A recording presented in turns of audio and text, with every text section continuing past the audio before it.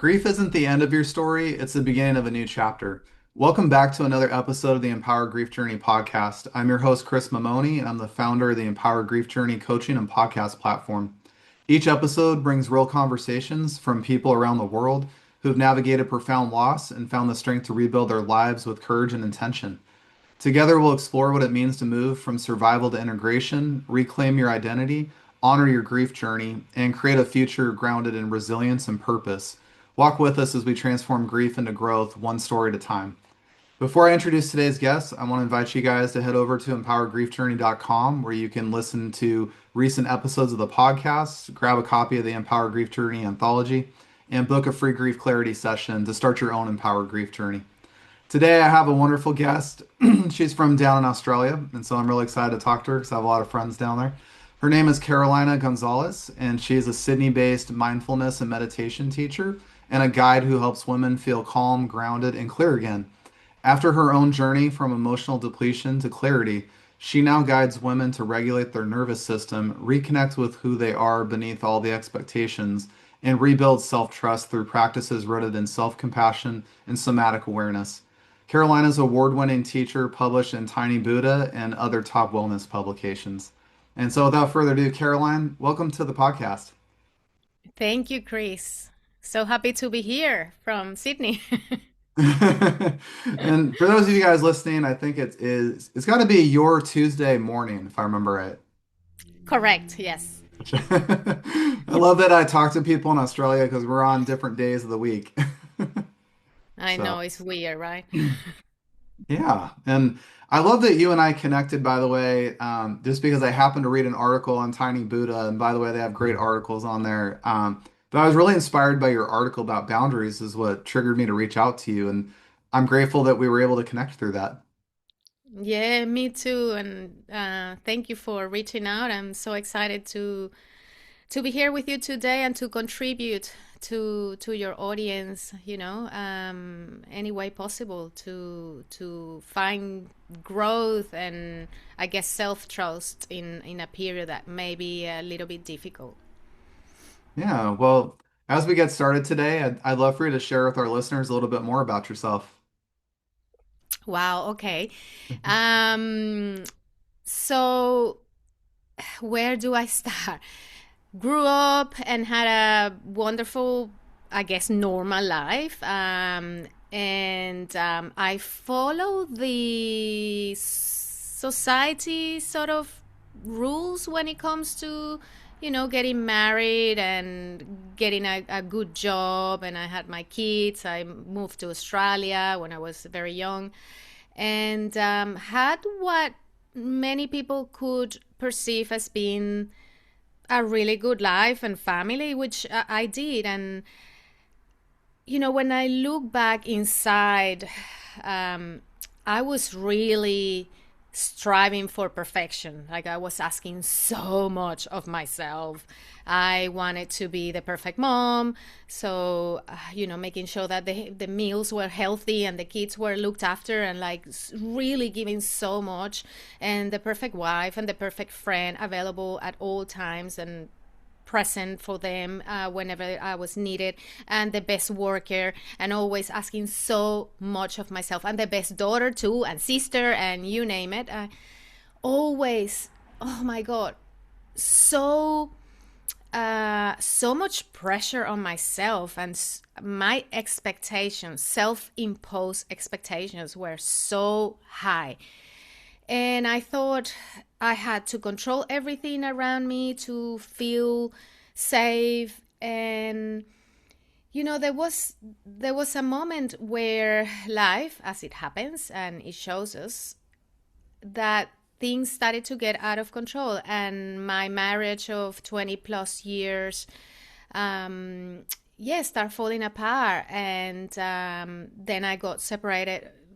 I went through separation with my then husband, having two young kids. That was really really hard because a lot of my identity was in who I was in that family unit as a wife, um, and and so that started for me a real shift in trying to understand who I was without this person next to me. And I found it quite, yeah, challenging. I was grieving. I realized I wasn't grieving only the relationship and the love of this person, and that relationship is, it was my dreams, because I had built all my future plans, retirement, you name it, like I had all worked out, and suddenly it wasn't anymore.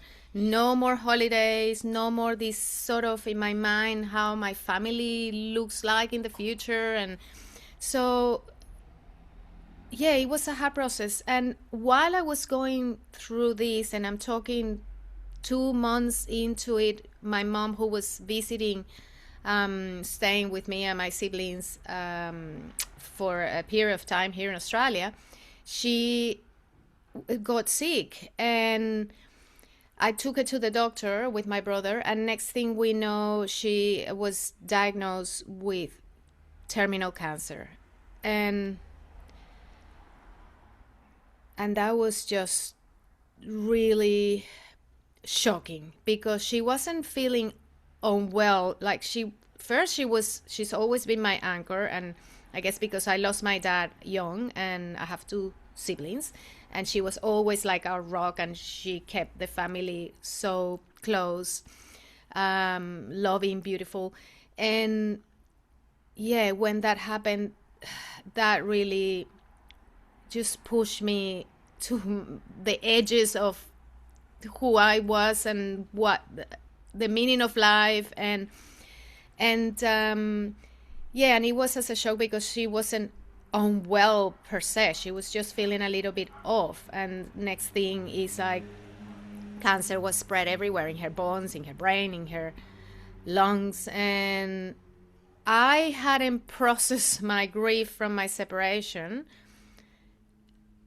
when I had to just go through this other journey. And it was really, really hard. And I remember feeling like I was free falling on, like, at this hole, that, and I had no walls or nothing to hold on to, nothing that I had trusted outside me, the people, the relationship, the most important things in my life, or my mom and my partner, were not there anymore, or had transformed. So I was forced to go to go inside myself, because and I look back, and in some sense, it's like it's a privilege that I had that experience to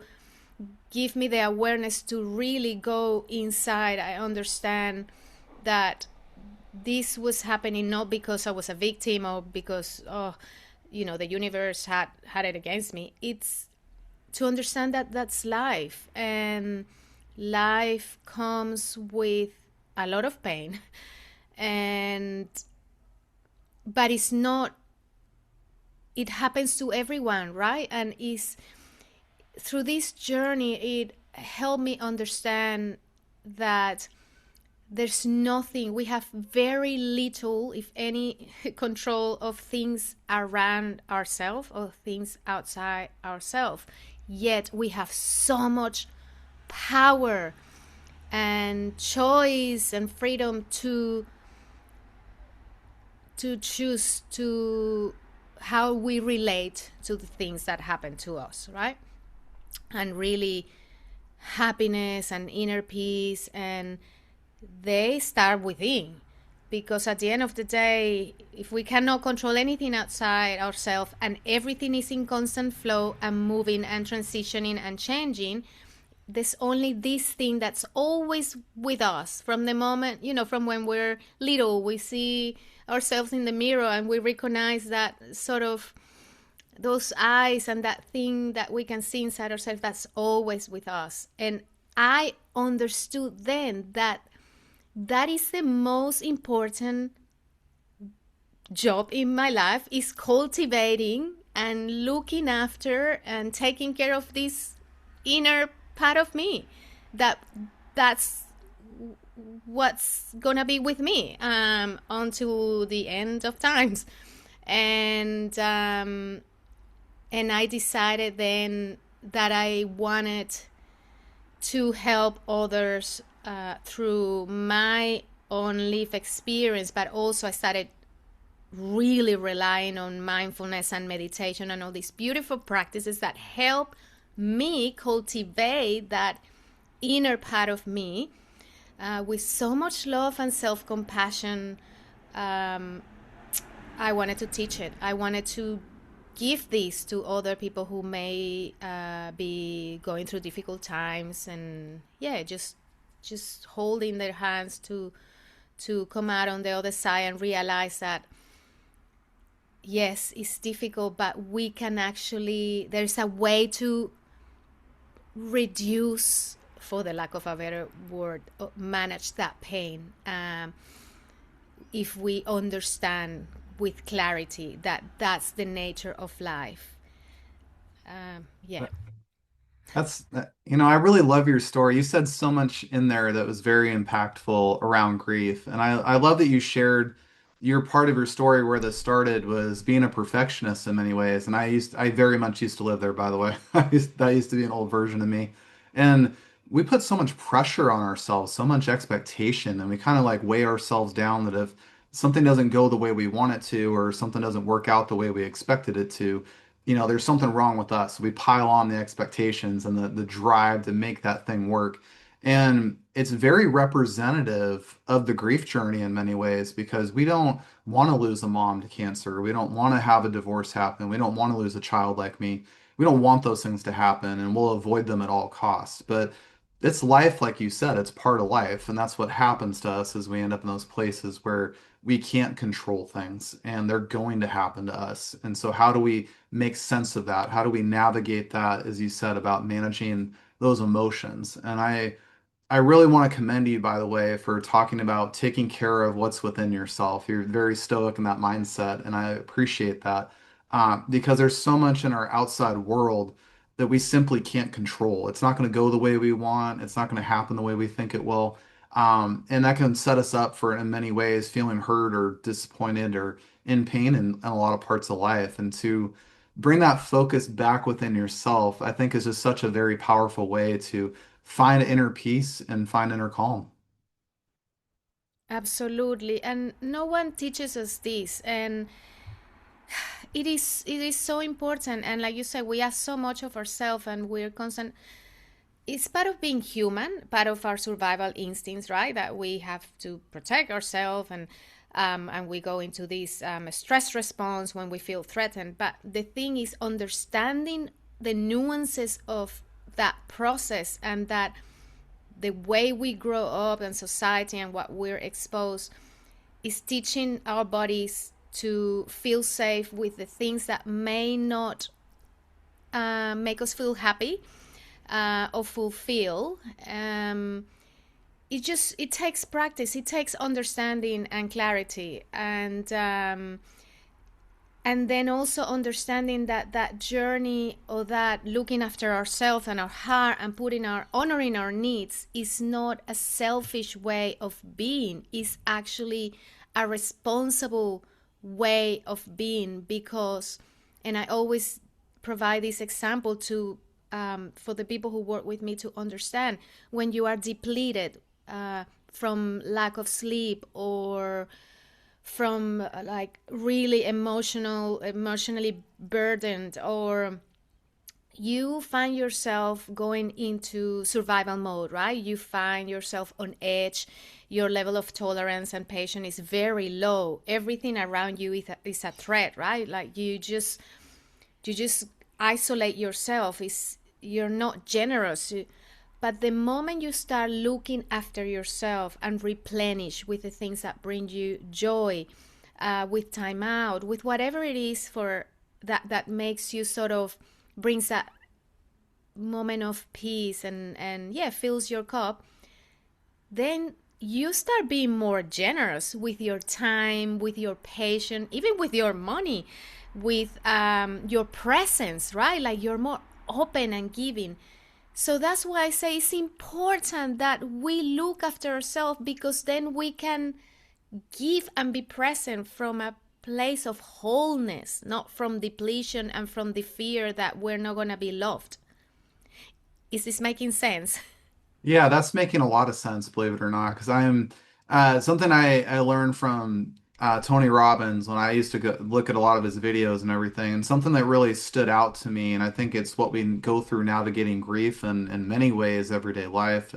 We have these two fears about not being enough and not being loved, and I think we block ourselves sometimes from that with our expectation of things and working from a place of depletion, like you're talking about where our energy has gone so far out of us that we don't have enough there to even give or be present in many ways for our life. And to your point, I think when we can become present in the moment, like right now, you and I are just podcasting. I'm not thinking about 10,000 other things I got to do this afternoon, but I'm just really here and present and listening. And that's where I think when we get into life situations, if we can work on that ability to be present, we actually call our energy back. And when we're with that person, whether it's one-on-one or in a group, we allow ourselves to go to a place of giving and contribution and gratitude. And that's where I think we can build community and connect with one another and learn from one another. Absolutely, Chris. And that presence is so simple yet so difficult these days, because our lives are so chaotic and we spend day after day, hour after hour looking after little things to that had no meaning, right? Like taking the car to for service and making a third appointment for whatever reason and doing this and going for groceries. And we don't cultivate that presence, that um, being okay with ourselves, being in our bodies, being fully showing up with the person next to us, or the people next to us, or the circumstance in front of us. And because we're so distracted, I was thinking these days that it just occurred to me that attention is such a it's a currency these days. Like, it's just so valuable because we're so distracted, and it's only with attention and that cultivation of coming back to what matters is that we get to then experience life fully. Yeah, it's the present moment is very hard because we're so distracted every day. And as you were talking, I don't know why this came to my brain, but I thought about when we go through grief, when we go through loss, and for example, I lost my grandparent, you lost your mom, and then that moment, I always tell people if you haven't gone through that experience yet, I'll share what it's like in a nutshell to tie this into what we're talking about. The whole world stops when you hear that. When mom passes, when grandpa passes, when my son passed, the whole world shuts down. It's like the volume gets turned down. And the only place you're in, by the way, is that present moment. And you're very, very present. You're very hyper aware, hyper alert. Your body's in that mode of, what just happened? I got to process this. What does this mean? What I don't understand this. And when we can allow ourselves, by the way, to be fully present, that's where we get all the meaning of life. That's where we get all of our connections. We find purpose in our everything that happens to us. Like we've been talking about with grief, that we didn't ask for it, we didn't want it, but it's part of life and it's going to happen. And so when we allow ourselves, by the way, not to be so distracted all the time, but to actually sit with it and process it, we're able to find these beautiful moments in that painful situation that ultimately lead us to become into alignment of who we're supposed to become. Yes, and that's right. You explain it so beautiful. Um, it's true. Like everything, you tune out. Like, it's just you go into this when you're feeling this much hurt, right? And the person that you love is not there anymore. It's like it takes time to comprehend it, and it's so painful, right? But there is no other way but to sit with it, like to feel it, because I mean, yes, you could numb yourself, you could try to push it down away, but then it's never processed, right?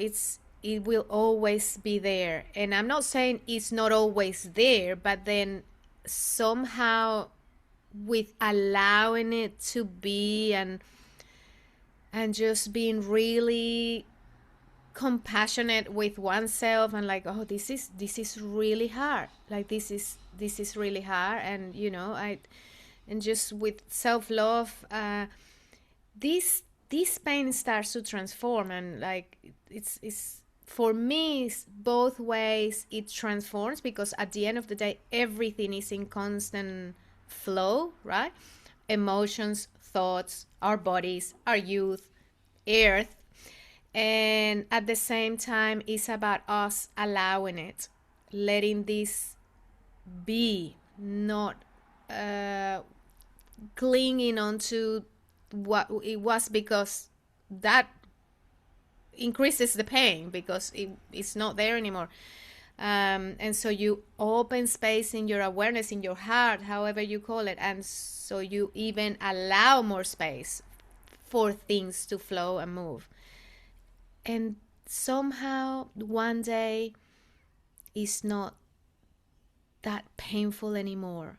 Or maybe it is, but your awareness, your love, your heart is just grown or stretched, that it just doesn't take up the whole space. Right now there's space for something else, and the next day, and then you always carry with you, yet you have so much space that is okay, it's not overwhelming you. You uh, know, Carolina, I love what you're saying.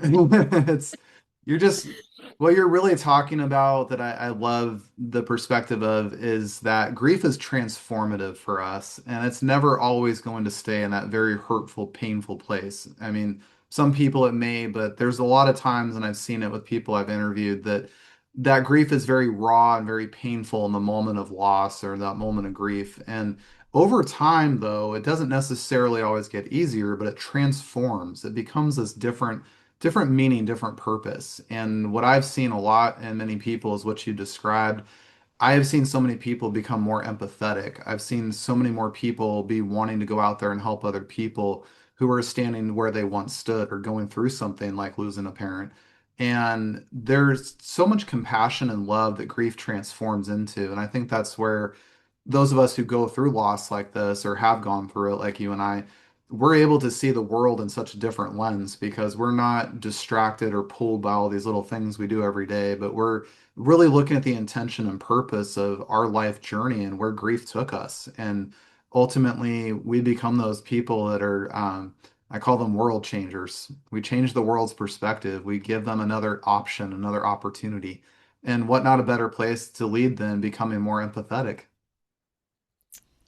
I love what you said, because it's so important. You're right. If we It's through pain and suffering, right, that if we choose to, we get transformed, and then it's through that process that we develop exactly that compassion for the suffering of other people that may be going through the same thing, or that empathy. Absolutely, it's when we're in our darkest moments where we realize, my my God, the people, you know people suffer so much. If they Some people are suffering, like, of feeling this pain like I feel right now, and then, by working on it, and allowing it, and whatever tools or practices each of us manage to learn, to get hold of, then you're right, we develop that need or want or desire to then help others to process. Yeah, it's so beautiful that we are privileged to have gone through this pain, I guess, and come out on the other side transform, and in a way that we can then help others to go through, to feel also alive again, and joyful and empowered. And that's the beautiful gift of grief that I share with everybody. And, if you are in the throes of grief right now, you just lost somebody, you just are starting your journey, I don't expect you to understand that. I really don't, because that's not the place for it. It will show itself to you, by the way, when the timing's right. I always like to say that. This isn't something that we can force upon ourselves. Coming back to when you brought up about perfection, and I love that because I used to live there. When we are so trying to be perfect in our life, and the moment like this happens, and we put some more expectations and more pressure on ourselves, we already are depleting our energy, and that just takes it down even further. It makes it harder for us to find that appreciation of that moment that we've gone through this pain so that we can help others. And I think when we allow ourselves space and time, and it happens differently for everybody, when you do get to that point, you'll end up seeing that for yourself, and you'll be able to go out there into the world. And I call it the gift of your journey, your own journey, not anybody else's, but yours, to go out there and give to other people who are going through that. And Carolina, that's, segues me into the other thing I wanted to ask you about, which is your coaching that you do to help middle-aged women go through the changes they go through. And I'd love to learn more about that, by the way, because it's outside my topic realm. But did your life experiences set you up in a place where you were able to do that? And did you end up in that space because of your grief journey, or was there another part of life that drove you into that direction? Well, I guess everything, all my life experience brought me to doing this job, and specifically with women in midlife, because well, they resonate with me, and there's a particular journey for us women when we, and without getting into age, but let's say it could be from 35, and where our hormones start changing, right? And I've learned so much about it, because myself going through that process at the same time that I was grieving and all of that. And it's and again, it's not nowadays, it's more spoken of, but there are real chemical and biological changes in ourselves, women, and naturally in this society and the world, the way the world works is changing too, but it's more established as a male dominated with the jobs and how the systems work. Women tend to, throughout their lives, be people pleasers and just making sure that everyone else around them are comfortable, everyone is looked after, and in detriment of their own well-being. So it's constantly pouring from their energy, their hearts, and really not looking after themselves, like not honoring their needs. It's always, and this happens as moms too, we always sacrifice everything for our kids are okay, our time, our energy, it doesn't matter, we go the extra mile. And I'm generalizing, right? And I know this is changing. But I could see, there is a moment in our midlife where, with all these chemical and biological changes, something happens that what we used to give for granted, and all the energy that we used to pour and to people please and to overcommit just to make sure that we don't create any disruptions for anyone, that starts just shifting, and we don't have that patience anymore. We don't want to keep sacrificing ourselves. And that was so interesting for me to read the science behind it, because yes, I can see, when I started working with, I had all kinds of demographic working with me, young people, older men, women. But then I could relate to these stories with the women that were coming to me, and they were explaining that they just can't do it anymore. As in, they don't have the same patience. They don't have, they're now, when is their turn? They're starting to ask, like, when is it going to be my turn? And so I started, working with them, because there was a lot of guilt for feeling this way. And I understood, and I explained, it's nothing wrong that you're doing. There's nothing wrong with you. This is the way your body is responding to these changes. And it's moment to come back to yourself. It's okay to come back and honor your needs for the first time. And that takes practice, because your nervous system is not used to. Your nervous system thinks that giving to the point of depletion is safe, right? Because that has kept you safe for years.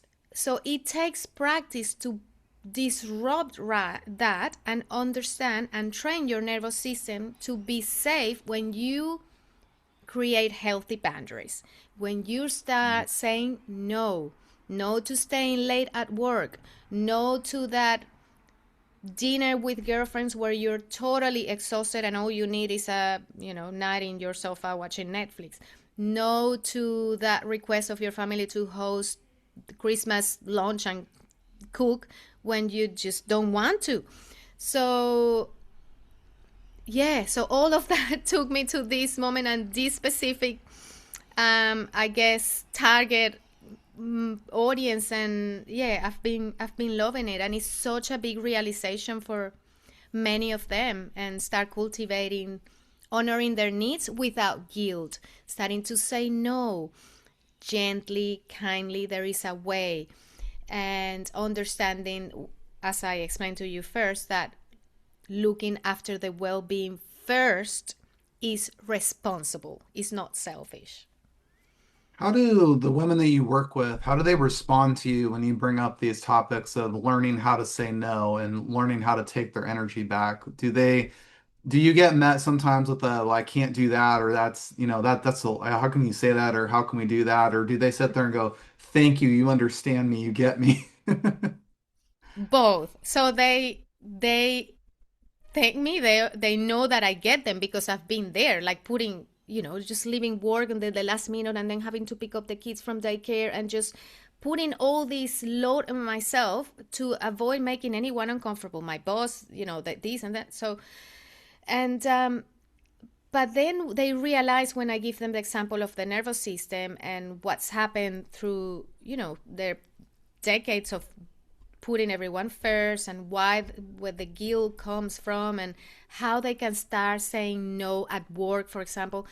It is and it's amazing work. I love it because it's scary, it's very uncomfortable. So part of the practice and the work I do with them is practicing sitting in the discomfort because it's uncomfortable. And that means just cultivating that, visualizing some meditations on saying no, for example, to an extra project at work when their plate is already full, right? And just feeling it in their body and be really recognizing somatically what are the alarm system, like how it feels right in the body, the tension, etc. So there are practices for softening, there are practices for recognizing this, and then they start with a little, I call it a little no at work, like, oh, I have this project, the boss comes or someone senior, and I need this project first thing tomorrow morning. And so there is a process. I always say, may your first response be a breath. Whatever, anywhere, doesn't matter, with your kid, with your, may your first response be a breath. So give yourself time and space to process. Don't say yes automatically. Just give just one pause. That makes a lot of difference. And then they say, can I, can you leave it with me? This, phrases. So can I come back to you? Look, I've gotten, because I am WhatsApp with my clients, and yeah, the other day it's like I said no to my boss because I'm already very full in my work, and she was struggling. She's like, I feel so guilty. She went home and she's like, oh my god, I should have said yes, and now I'm second guessing. And I said, it's all right, it's hard, it's okay. This is all your nervous system and the way you've operated all of your life, just trying to get you back to that familiar territory. So sit with it, sleep on it. And then, a couple of days after, she's like, I'm so happy. I'm so happy. I said no. Like, so it takes practice, it takes effort, it takes wanting to really reclaim your life. Yeah, that's, I'm really glad what you said there is that, it took this woman a couple days to be like, okay, I'm okay with this. I can do this. And I try to say that a lot in grief when you're going through it is that you've got to find that place to be compassionate towards yourself because your body has been running autonomously by itself with certain beliefs and certain ideas and certain I'm supposed to do this or be this person. You've been running on that for years. And so subconsciously, your brain is wired to walk this path. But all of a sudden, when you can swing the other way and say, well, no, that I'm not happy anymore over here and I want to be over this way, you end up in that conflict a lot with your brain of saying, I know I need to say no right now, but it's really uncomfortable because I'm used to this. And like you said, giving yourself that space, I think that breath, by the way, when you're in that situation, that's the first place you can give yourself just a pause to give yourself an opportunity to do what's right for you in that moment. And sometimes saying no is really uncomfortable because we don't want to disrupt somebody. We don't want to upset them. We don't want to imposition someone.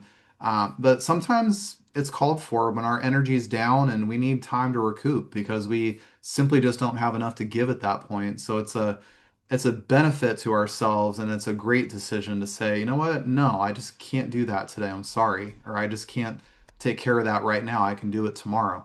Um, Giving ourselves that compassion to take back our power, take back what's in ourselves and then at that point, by the way, when we do that, we are able to give, when we recoup our energy.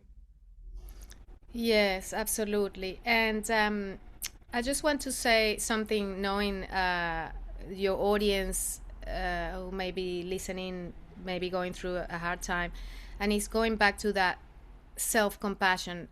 And when it's tough, and I know it may be counterintuitive, but I just want them to give themselves grace because what they're going through is hard, and just find little ways of acknowledge what they're going through and of give themselves love, and not asking, because there's a guilt and there's a shame sometimes with grief, and I shouldn't be feeling this way, and when am I gonna get over it, and I it's just reframe it, and if they can just put themselves in the shoes of the friend or the someone who loves them, and what would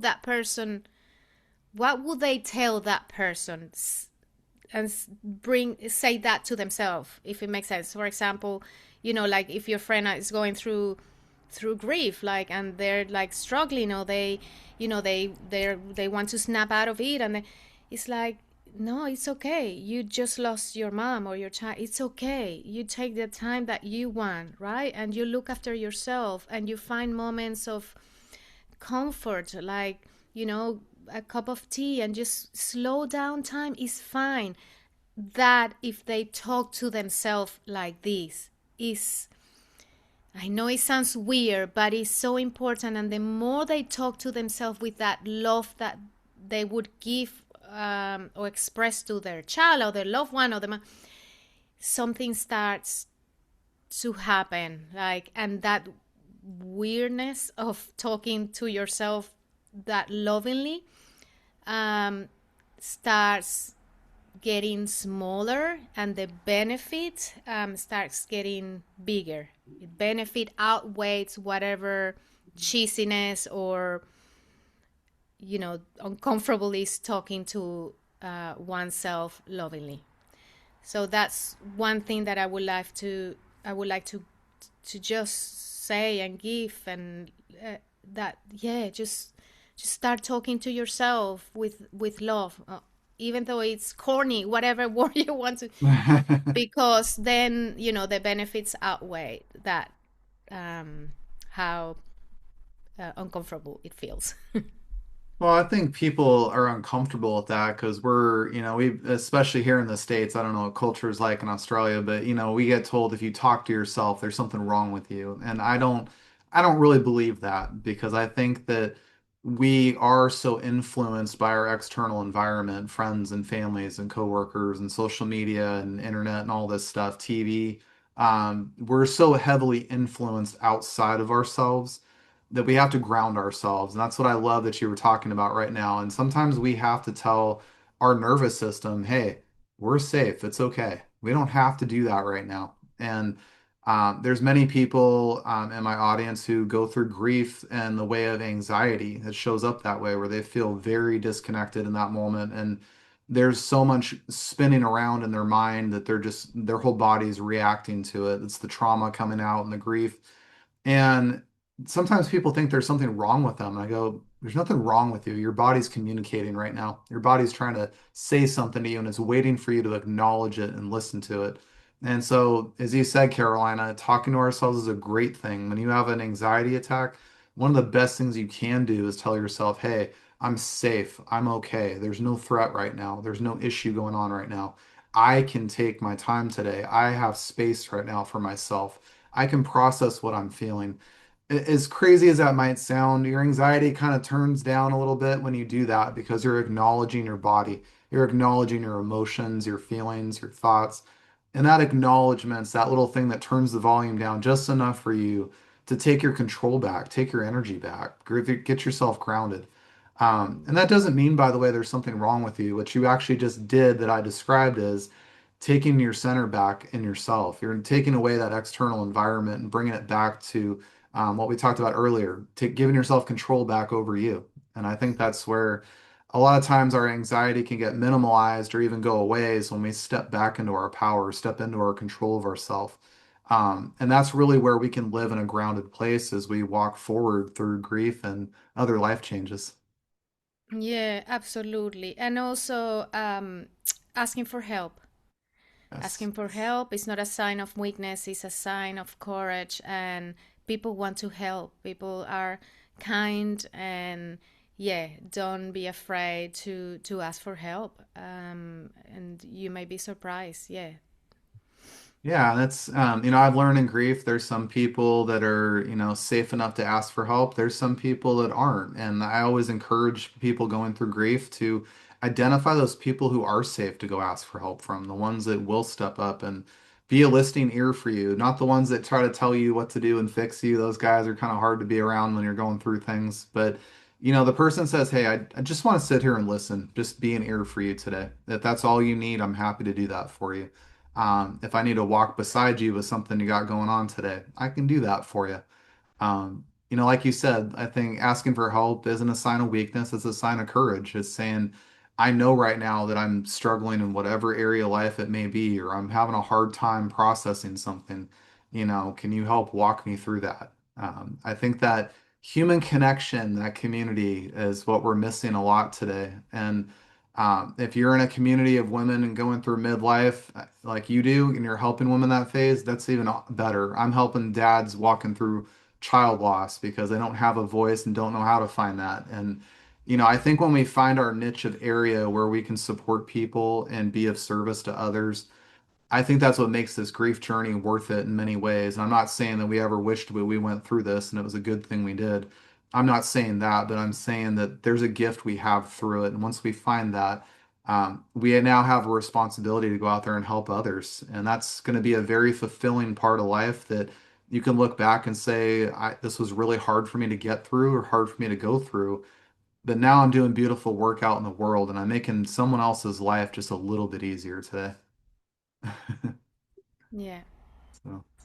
Well, Caroline, this has been amazing to get to talk to you, my friend. I'm really glad we got to do a podcast today. And I really just want to say, really from the bottom of my heart, thank you for sharing your story of grief that you went through and also the work you're giving to women who are going through that midlife area of change and learning how to put themselves first for once and really give themselves their control and their power back in their life to make decisions that align with themselves. That's such a beautiful gift out of your life journey. Thank you, Chris. I've enjoyed this so much too. And I am so grateful for the work you do too, because it's so needed and it's so beautiful. And the more people doing this work, I have this vision of the world once being all like aware and present and sort of unrushed. Yeah, and it's been amazing. And I want to have many more conversations with you in the podcast or outside because they're, yeah, really good. Well, we'll, we'll make it happen. I always like to have guests come back on the show because oftentimes we just run out of time to keep the conversation going. So I am always open for an episode two with you. Thank you. Well, I want to thank all of you listeners for joining Carolina and I today on this episode of the Empowered Grief Journey podcast. If this conversation resonated with you, I invite you to share it with somebody you know who may need to hear it today. And if you've been feeling stuck, overwhelmed, or unsure of how you move forward through your grief, you don't have to figure it out alone. I offer free grief clarity calls where we can talk through what you're experiencing, help you understand what's going on beneath the surface, and find a clear path forward. You can book your call at empowergriefjourney.com. You can also explore past episodes of the podcast there and subscribe to this podcast on Apple Podcasts and Podbean so you never miss a conversation like this one. The Empowered Grief Journey is all about honoring your journey, embracing your emotions, and finding strength in your own time. I want you to know that you're never alone on this journey, and together we can navigate grief with courage and compassion.